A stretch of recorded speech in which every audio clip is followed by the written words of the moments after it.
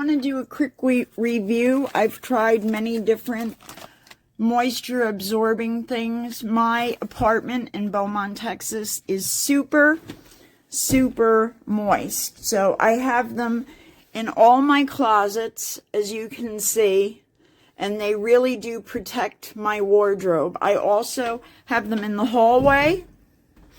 I have them, hold on a second. I'll show you, I have them hanging even in the kitchen. I have them hanging in the kitchen there. And here in the storage area.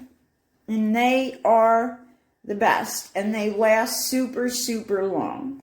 So here's a perfect example. It's all up in there. It's not even draining down here.